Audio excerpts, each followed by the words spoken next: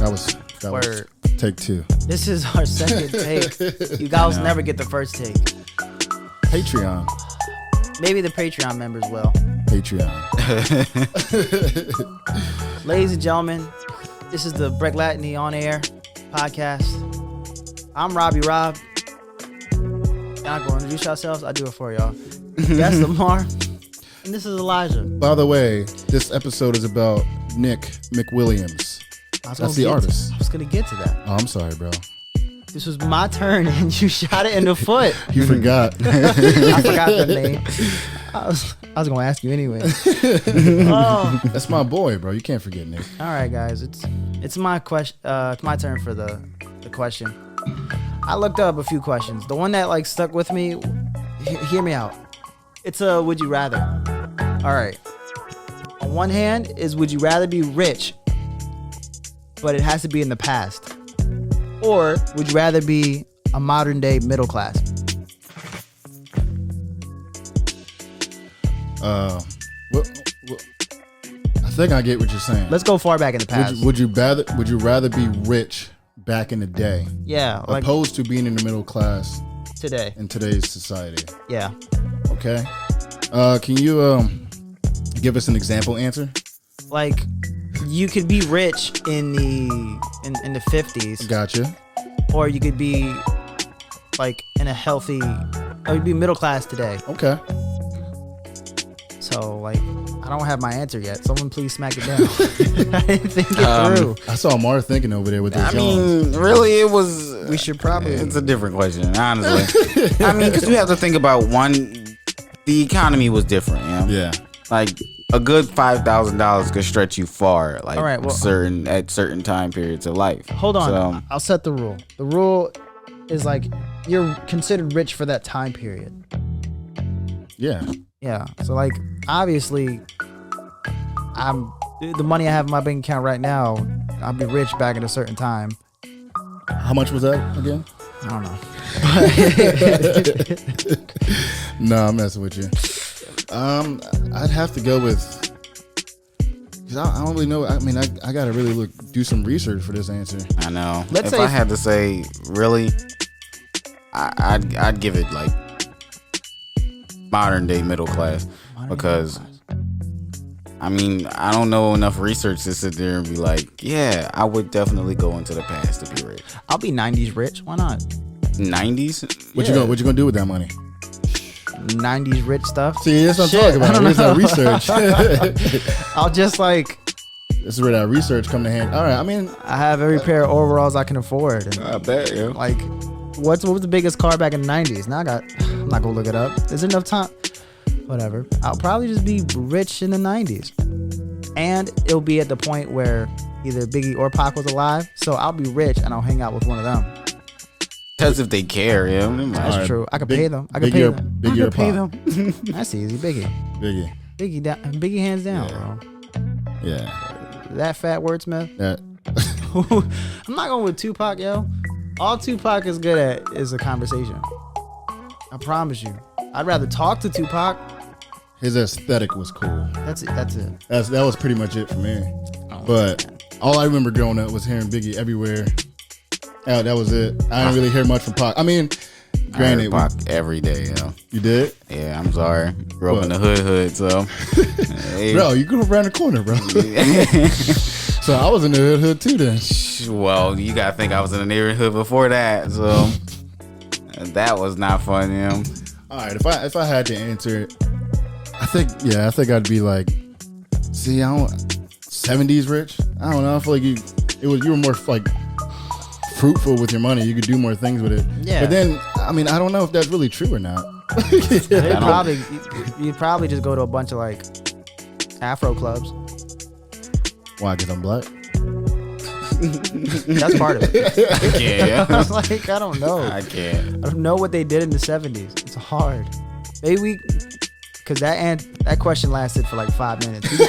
We could probably squeeze in a second one. He's timing it. All right, from the top of the dome, Mar, what you got? All right, I was gonna look up a question. A question? Yeah. All right.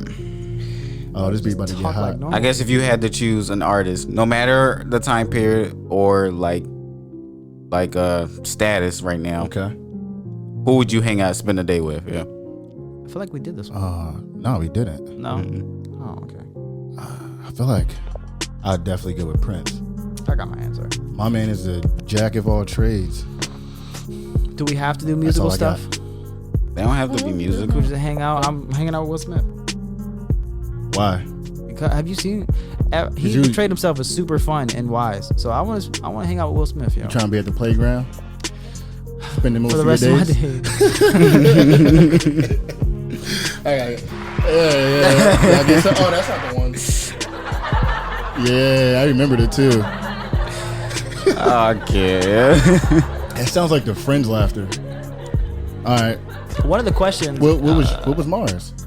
Oh, all right. What's your answer? Dang. Mine's? Yeah.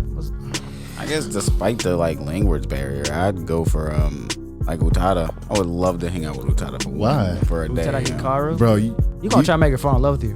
Bro, you'd be mad sick if she was just like the opposite of her music.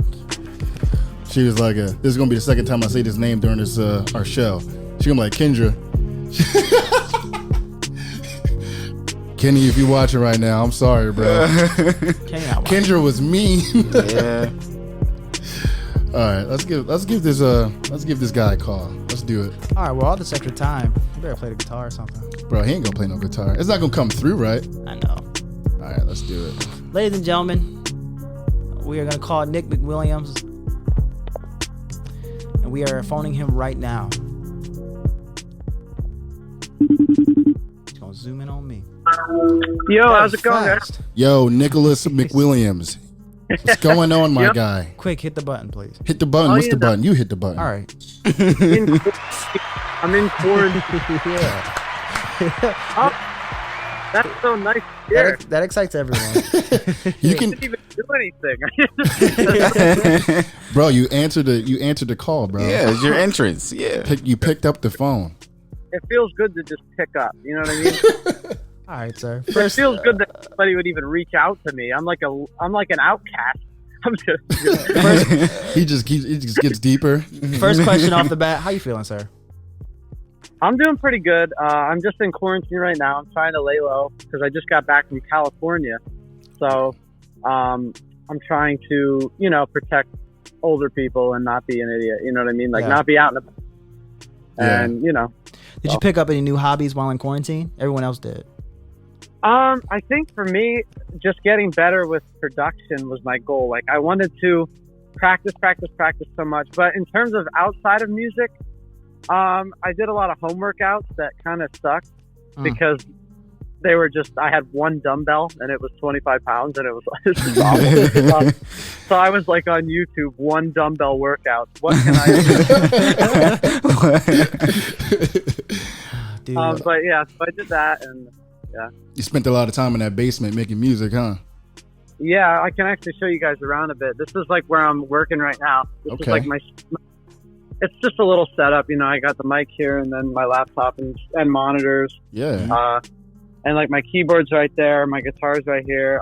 It's everything I really need just to like work on stuff. This is where the magic happens, everybody. Yo. yeah. You just got a quick scoop. I hope it's magic. That's what I want to write. Yeah.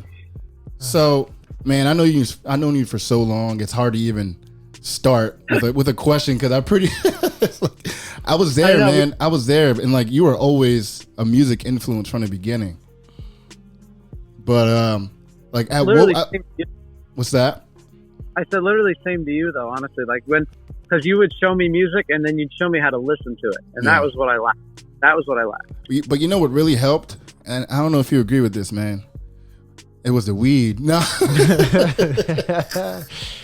Could you imagine? I don't care what no one says. As soon as you smoke and you go in the car, you turn on that music, bro, you are hearing everything. I mean, if you're paying attention, you know what I mean? You hear the smallest details that you hear, like the edges of the music. That's the best way I can describe it. Like I heard things that I would have never heard before. Yeah. It's crazy. Because it slows things down. You know what I mean?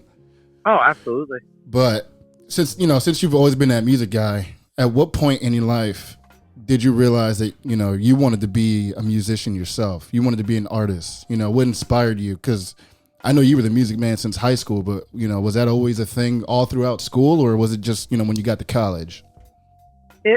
It was something I thought about for a while, because like when I first found, there was several artists that I loved throughout high school, and I was like, yo, I wish I could write songs like that. And then I was in a band for a while and like got practice performing and everything, and practice writing some.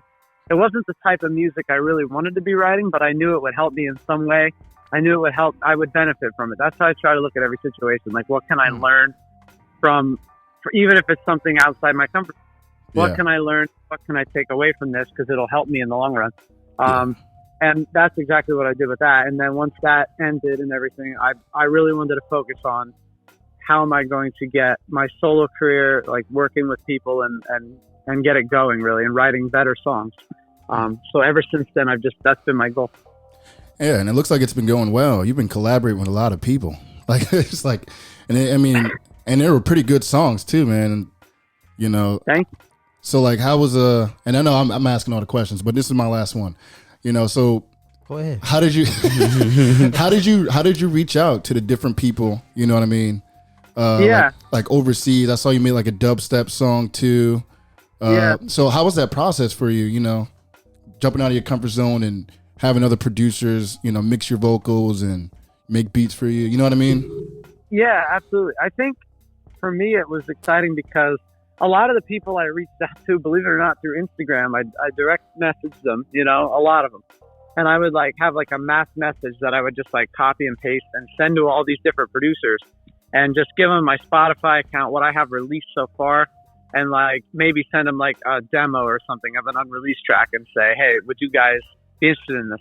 And a lot of them don't even look at the messages. They don't even read their messages. They probably get thousands a day.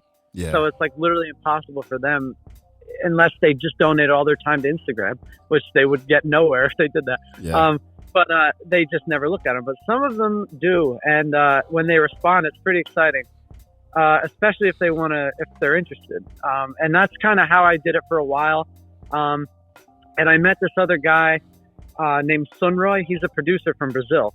Okay. And him and I have 2 tracks together now, but we haven't released either one yet. We're still sitting on them, but we're working on getting some of those released. But he introduced me to a guy who works for Warner Brothers Music. And that guy has been like my mentor over the past few months, helping me with songwriting and helping me like kind of craft my sound a bit more. And also so what he does is I send him my songs and he'll like send them to bigger artists now. So I have like that direct connection, which is really cool. So that's like my goal right now, just to build credits to my name, even if I'm a songwriter and not actually the singer on the song. Yeah. At least I'm getting my name out there in some way. I'm getting, you know what I mean? That's what I want to do. Persistence. So, yeah, I'm just trying to network and stuff. So, quick question, because it happens to everyone in music, period. Period. What do you do to get past that? Sorry, what do you do to get past that writer's block? It happens to everyone. Okay. This is yes. So writer's block is one of those things that I've always hated with a fiery passion. Because like I'll have an idea and I'll have it in my head, but to get it out for some reason it just won't happen. Like it won't translate well, or I don't know how to explain it. And every advice that I've seen was just write through the writer's block. Don't stop. Like no matter what, even if you're writing shit, even if you're writing terrible songs, don't stop. Like just keep grinding, and that's been that's what's helped me the most. That was the turning point when I realized they don't all have to be good songs. Like I don't have to release it. Right. So why not just write and write and write? Some of them are going to be shitty. Some of them are going to be good. One man's trash is another man's treasure. You never know. A producer could hear one of the songs that I think is bad and say, hey, I like that. Or, whatever. It's just exciting. And I just don't want to stop anytime soon. The last year now, I'm almost about to hit a year of a writing spurt where I haven't really had writer's block in over a year almost. And it's felt really nice just, to just be in the creative zone. But bro, you just spoke to my soul. Man, hit that button for that answer, please. Bro. That was good, Nick. Spoke to my soul. That was good. Some days I wake up and I'm like, maybe I should I don't know. Because Go join a post office or something. It's just how it is, man. Because dude, Elijah hates it. But if I hit writer's block, I'll just like I like to drop everything and come back to it later, just to see if it to see if I come back a different person and just like add to it. Oh yeah, definitely. Clearing your head is really important too. Like going for a walk or like doing something else for a little while can really help clear your head and get you past that point. I have a ton of questions, but Mar, you wanna shoot him something? He's like, what's that picture in the back? It's like, I mean, no, I mean, at this point, y'all really asked a good number of questions, but I mean, y'all did. He's like, how's your life like? No. All right, bro. Listen, who is Nick? we're gonna go ahead and play your song live, and keep you on the line. Okay. All right, sounds good. You ready for that? Wait, name of the song? This is Closer to Me by Nick McWilliams.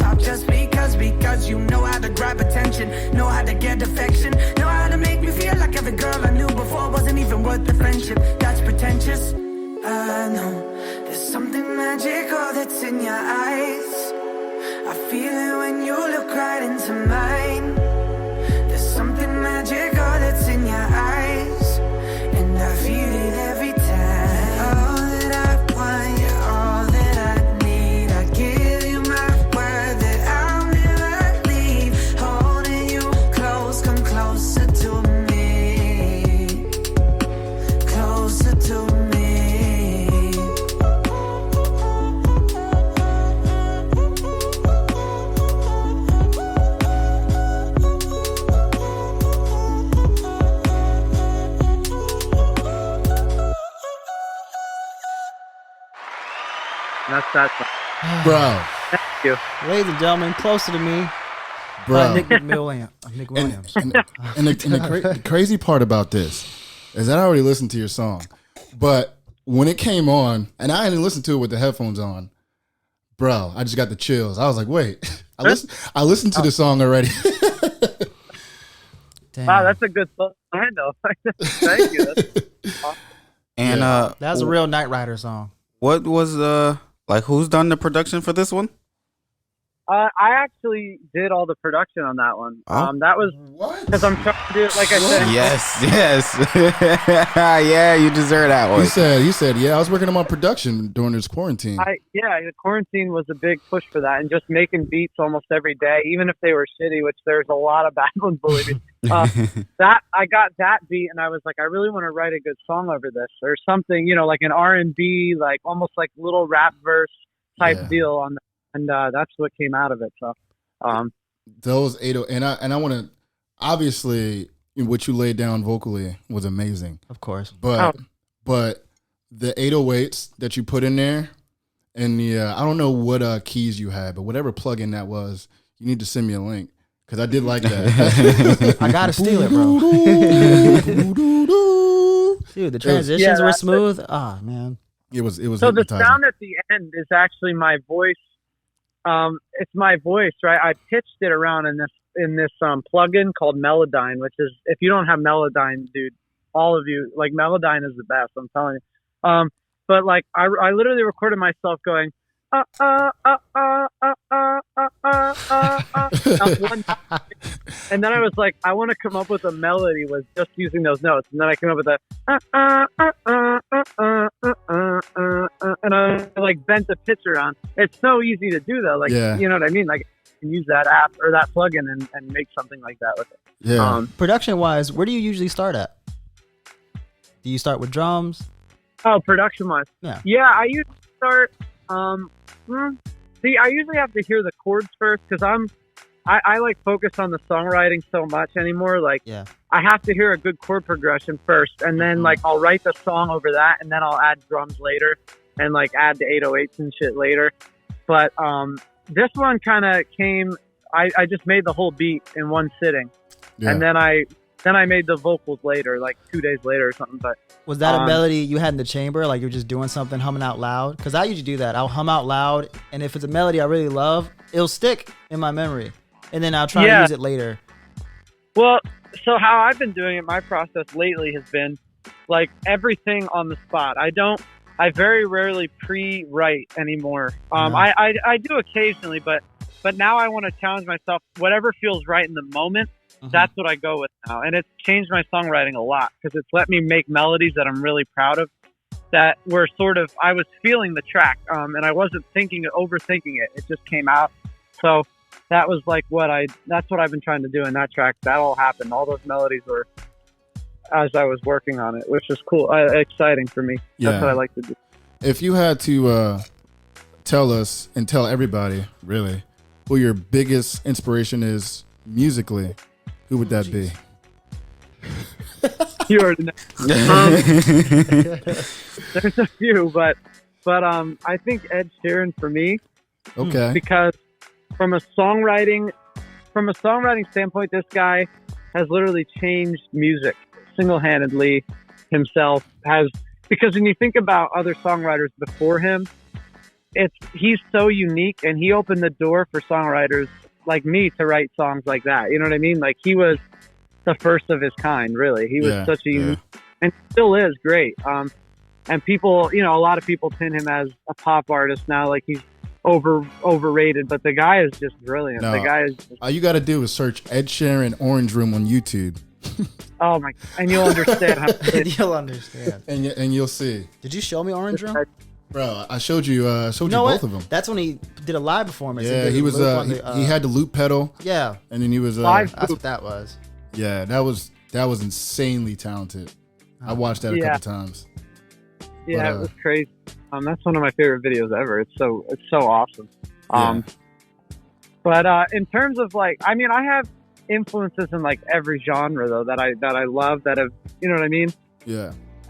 It's tough to say. Like, top 3 inspirations. You already got one. All right, I would say Ed Sheeran. I would say Hayley Williams from Paramore, because when you break her lyrics, when you break down her lyrics, you see the most brilliant lyricism you'll ever see in your life. It is so beautifully written, the lyrics of their songs, that you're just like, what is happening? Like, this person is just she's so clever. I know what you mean. You know who else I feel that way about? Brendan Urie during his Panic at the Disco days. Yeah, I would say him too. His songs, if you break those down, they're so intricate, and like his lyrics are very, very good. Downright poetic. Yeah, right. It's poetry. That's all it is. I mean, it's crazy, these guys.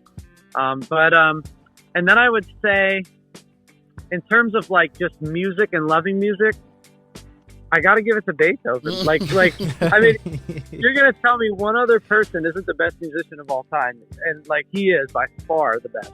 So in terms of just loving music and like just loving the breath of it and just feeling creative and inspired, I give it to him, because it's great.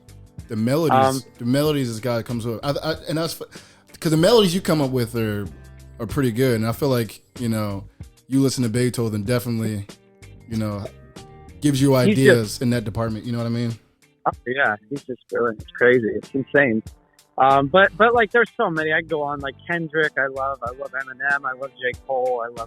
I could go on with like all these different artists that I love. I mean, they're just but it's funny because I don't want to. I don't want to put down any potential fan. Those 3 artists you said, you know, a lot of people probably wouldn't dig it. You know what I mean? And nowadays, you know what I mean? As music as a you know, as a general, you know what I mean? So. Oh, absolutely, yeah. But all right, so Instagram name, what is it? At N McWill. Nick McWill. What is it? Just N McWill. So Gotcha. NMWILL at N McWill. Yep. All right, word. Y'all heard it. We're gonna put it on the screen. It's gonna be right here. It'll be there somewhere. We're both the editors, so we'll do that. Cool, yeah. Sir, you actually have like 4 or 5 minutes left. Honestly, is there anything you want to plug?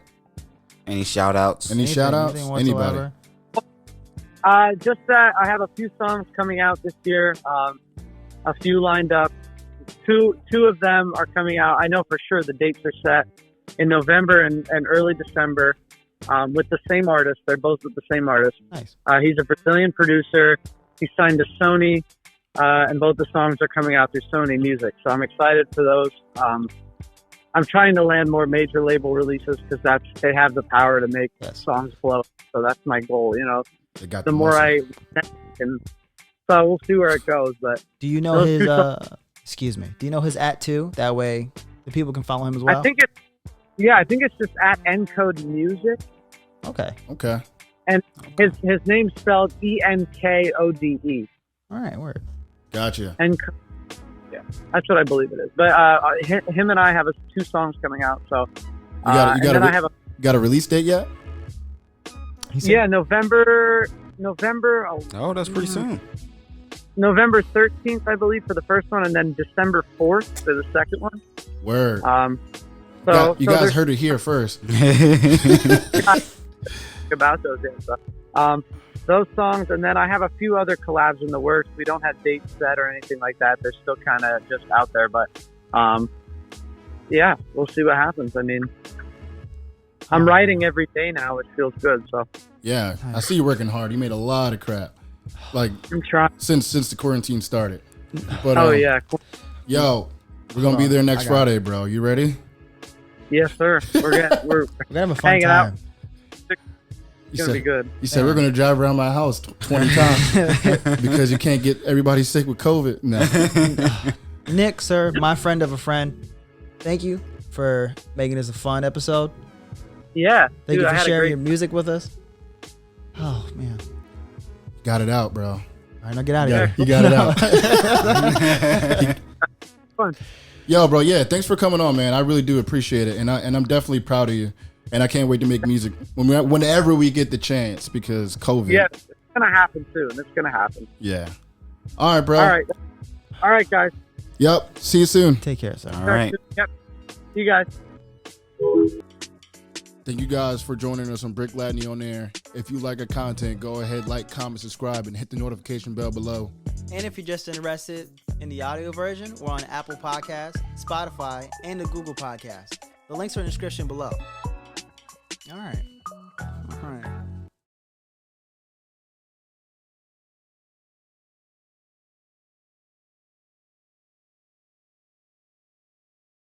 Don't forget to follow our Instagram for Breck Latney On Air and our music page, Breck Latney.